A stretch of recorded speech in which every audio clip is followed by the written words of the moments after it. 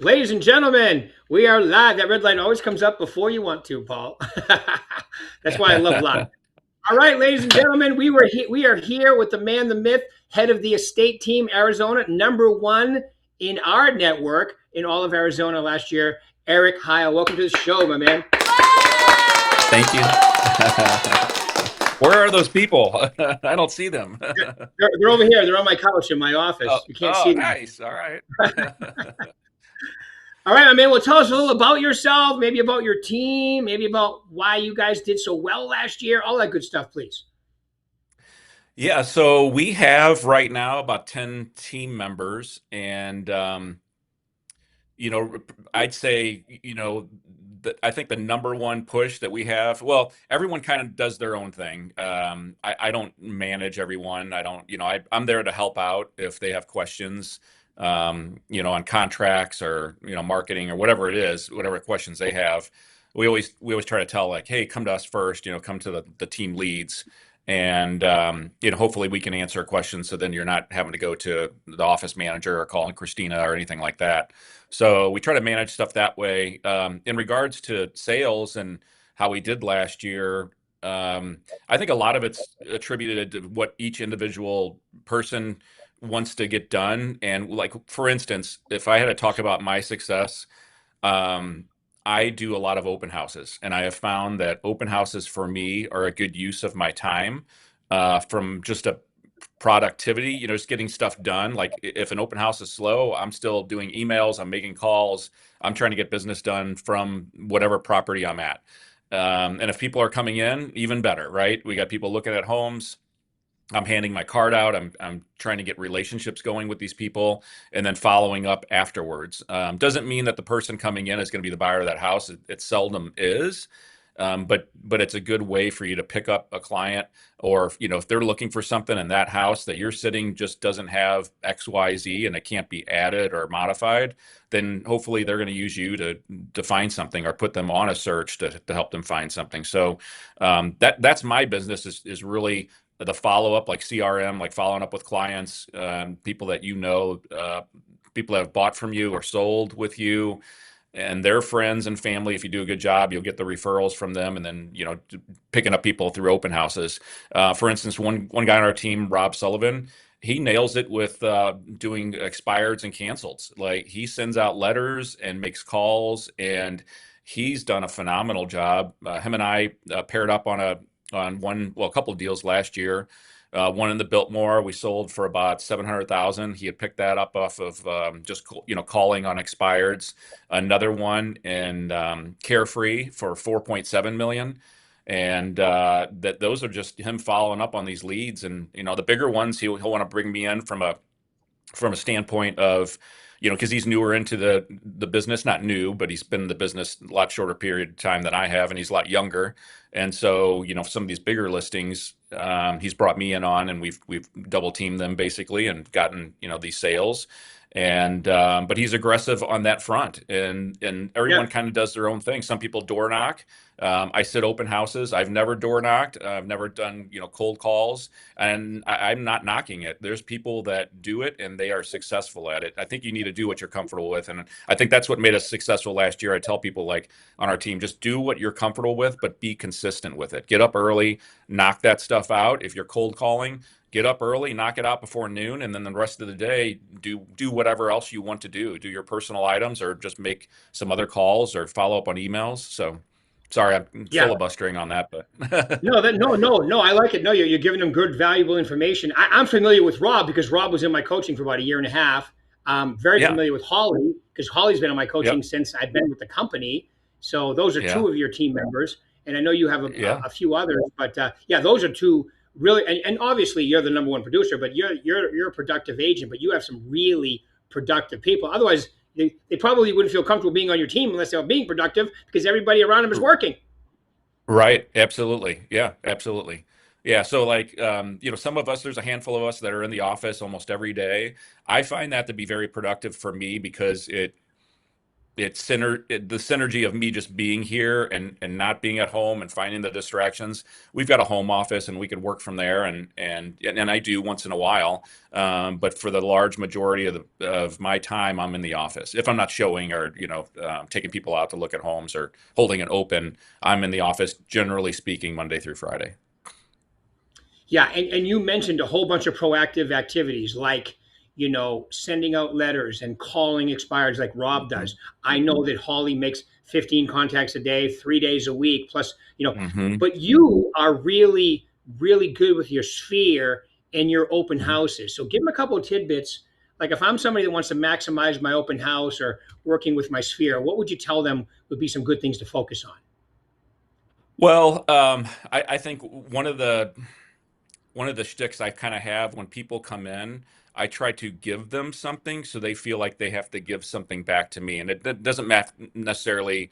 It could be, well, for instance, recently Holly and I put a huge order in of pens, Sharpies, and tape measures with our name and Berkshire Hathaway on it. So it has our name and number and Berkshire Hathaway. And she did her own and I did my own, but we put a big order in to kind of bring down the price. And that's something we'll just bring into open houses. Or if you take a client out to look at homes, almost every time it's like, how big is this room? Oh, I've got a tape measure in my car. Well, instead of saying I got a tape measure in my car and bring mine out, I'm going to hand this like, hey, this is perfect. We're going to go out, look at 10 homes. Here's a tape measure. While we're out, if you want to measure anything or we want to, capture if your couch is going to fit or whatever, here's something. So I'll bring those to open houses. People come in and I'll just have them on the table and like, hey, if you want to measure that room in this house, please take this. It's a giveaway. And then I find that once you kind of give them something, they don't feel like you're trying to pressure them for their contact information. Because I think one of the things in this business that people have been accustomed to is agents that follow up too aggressively. They'll get a name or number, and they'll just hit the person 3 times a week, or a email address, and they'll be sending them stuff left and right, like even if they didn't ask for it. And I think that's people's fear when they come into an open house. They don't want to be attacked. They don't want the used car salesman on them. They want to just get some information about the house. I just try to tell them, in the nicest terms, here's some information about the house. I don't follow them around or attack them on anything. There's a lot of people that want people to sign in. I've tried that tactic, like, hey, please sign in and blame it on the owner. The owner wants to know who's coming in. I mean, 50% of the time they're going to put down Ronald McDonald and some fake number, so you probably aren't going to get the real information anyway. I find it's better to talk to them, make them feel comfortable, give them something, give them some space. And before they leave, I've asked questions like, "Do you live here? Are you local?" Because our generally speaking, in our market, we've got a lot of out of town buyers. This is a great Phoenix and Scottsdale area is a great location for a second or third home. There's a ton of second and third homeowners here. People leave for the summer. They'll go to the West Coast, East Coast, the Midwest just to get out of the heat. And so I don't know when they come in, I don't know if it's a person from down the street that just is interested to see, just curious, or if it's someone that's, looking for their second or third home, or if it's a local person. So I ask those questions and I'm very, nice about it and just keep it light. And if they say, "Oh, I'm from St. Louis," then I've got a commonality. I'm from St. Louis. What part? So you can ask them those kind of questions. Or, if they're from Chicago. I lived in Chicago for a while. I kind of lived all over the place to some degree. So I can find little tidbits to kind of put myself and themselves in a situation where we might have a commonality. Then that really opens people up. I was gonna be a real jerk there and say I love St. Louis too, especially when the Red Sox and the St. Louis are in the World Series together. Right? Yeah, exactly. Yeah. The last two times we played Exactly. them, the last two Yeah. times we played them with St. Louis, and anyway, so Yeah. great baseball town too, St. Louis. Yes. Oh yeah, it is. Yep, it is. Yeah, it's funny Very you say nice. that because when I talk to people, like if they say, because I'm into sports too, so if they say I'm from Chicago, I always go, okay, Cubs or White Sox, Yeah. and Yep. 90% of the people Exactly. say Cubs, of course. Yeah. And who likes the White Sox? I mean, come on. I know. Oh, that's All right, funny. cool. No, I love that. I Yeah. love that too. I think it's really good. I tell people at an open house, your job is to make an impression, right? So if Hmm.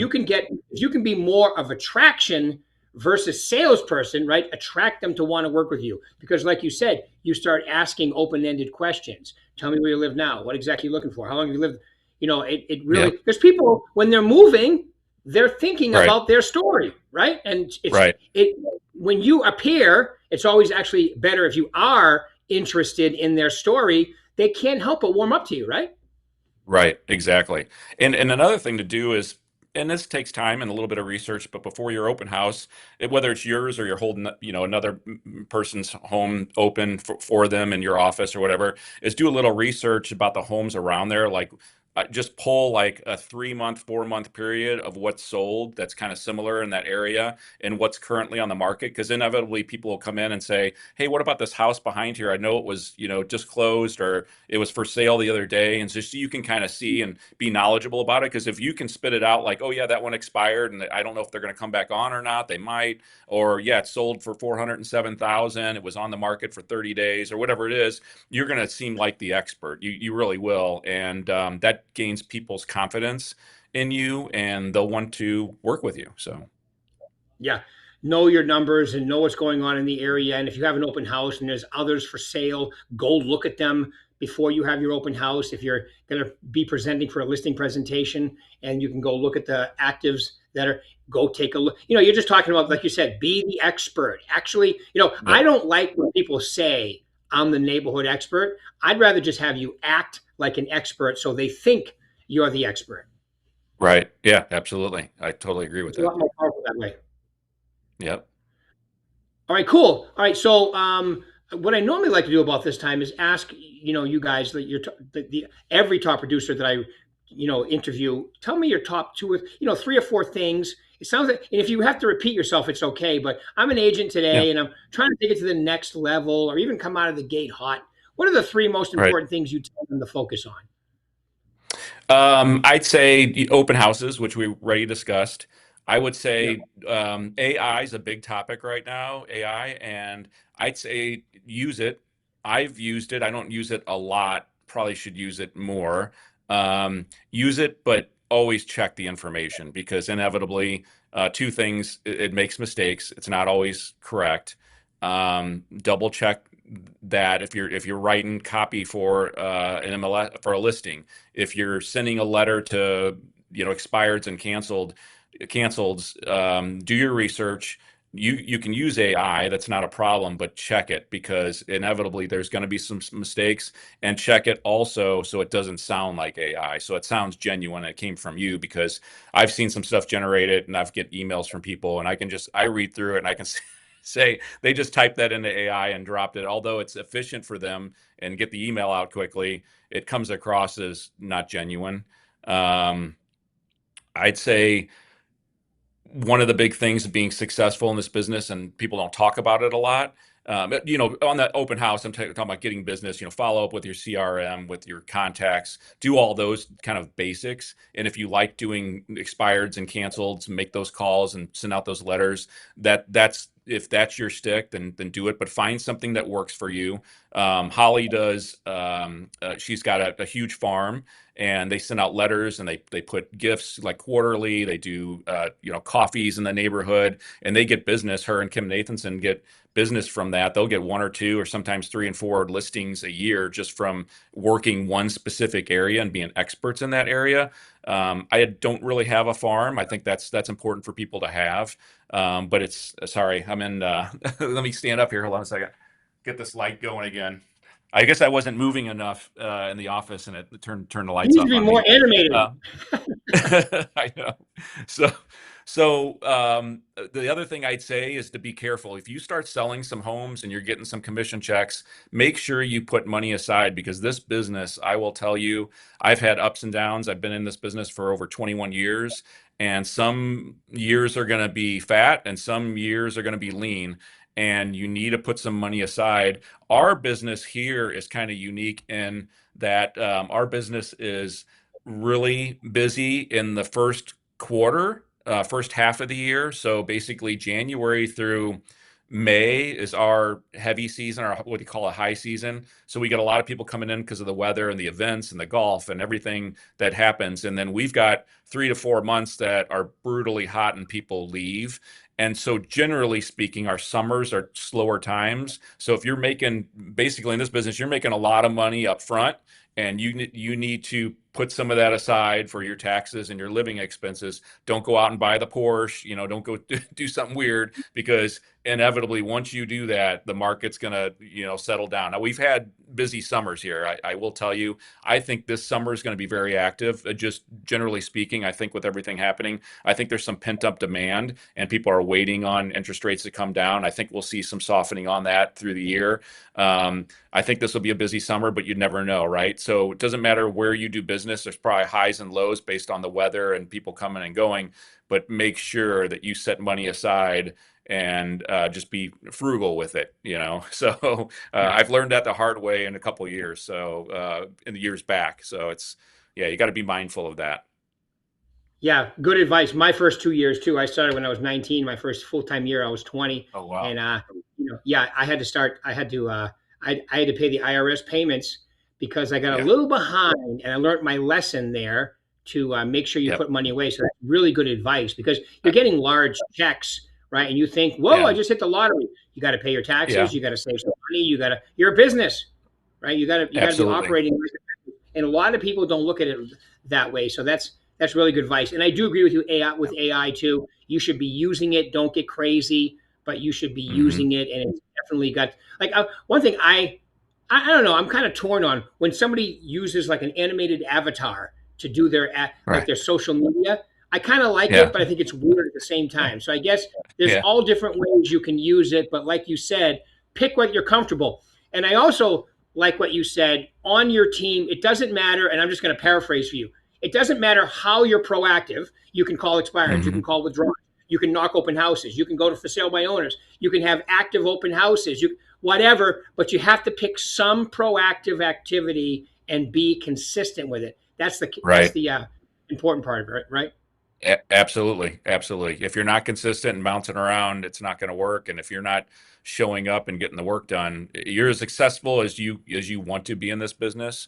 You show up and are consistent, you're going to make money. You are going to make money if you're consistent and you're Mm. disciplined. And you said 21 years, but Yeah. tell them what you did before real estate. Out of college, I went to Mizzou, and out of college, I worked for Anheuser-Busch, but Budweiser, and I did sports marketing for them for about 9 years. And so I traveled all over the place with them. So one of my big sports properties was NASCAR. So I managed the NASCAR program for them and a bunch of other properties as well. But the racing side of it was the kind of lion's share of my business. And yeah, I worked with Dale Earnhardt Sr. Before his death, and Dale Earnhardt Jr. In that racing program, and I did in NHRA. We had a contract with Kenny Bernstein, and then his son later on, Brandon Bernstein. We're still good friends, and he came into town not too long ago, and we went out to dinner and stuff like that. So made a lot of good connections through that I was business. going to But say when those are I good connections. trans great connections, but when I moved out here, if I was doing this back in St. Louis, wow, I'd have a huge fear of people, right? Because that's where I was born and raised. That's where my family and friends are. I moved out here, I didn't know anybody. So when I moved to Phoenix, I was working for another company kind of in the same industry, the sports marketing industry, and they ended up selling a year and a half into me being here. So I transitioned into real estate and really didn't know anybody. So the first few years were rough, in that business. It's tough. And I wasn't doing open houses the first year. I didn't figure that out, that was kind of my shtick until like year number two. And I got hooked up with a couple builders that had inventory. The market started to get soft, and a lot of that inventory was sitting there. So I just went into these large homes in PV, and we're holding them open, brand new properties. They weren't my listing, but I was holding them open for other people, these builders and other agents, and I was picking up clients that way. And that's kind of how I was like, a light bulb went off in my head. Okay, you don't need to spend all this money on marketing. It's not about buying ads in this magazine and that magazine and doing this and spending a bunch of money. It's take your time, make it as productive as possible. And I found that way for me to be open houses. Yeah. Yeah, open houses, especially where you are too, because you got a lot of people moving, especially from California. I mean, you have people moving from Right. all up.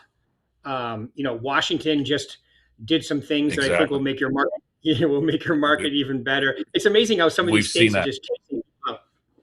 Oh, we've seen it. It's a direct reflection of what's going on. The policies and the taxes have brought people here to Arizona. It really has, and so that's benefited us definitely. Yeah, and it's going to continue too. You guys are the hottest market. I call where you work. I call that the New Orange County, Scottsdale, Right. North Scottsdale.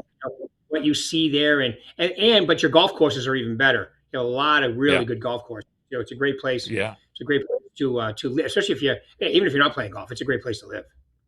Yep. Absolutely. All right, my man. We're just about at time. Anything else you want to mention that I didn't ask you, maybe that you thought maybe they should hear? No, I don't think. I think that I think we kind of covered it, unless there's anything Do you else. want to tell everybody what that creature is hanging behind you?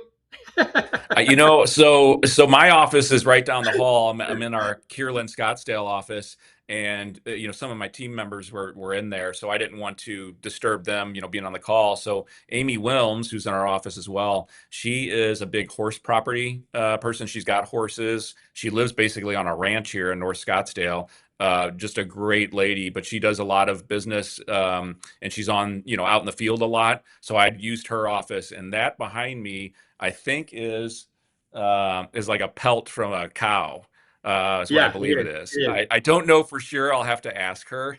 She, Yeah, no, it's a so, cow. but It's a yeah, cow. It's a cow health. Yeah, no, because I remember right. going in there when you guys first moved into that office, and I remember looking into her office. I'm like, wow, this looks awesome. Yeah. You It's can a great tell. You office can tell. space. You It can tell it's is. a cowgirl office. Yeah, it is. Yeah. Yeah. All right, Eric. Well, once again, I'm sure you guys will kill it again this year.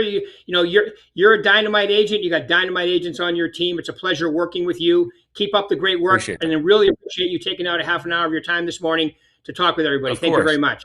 much. Anytime. Thank you, Rick. I appreciate you. Thank you. Bye. Bye, Okay. everybody. Bye, Bye Eric. bye. Thank you. Bye bye.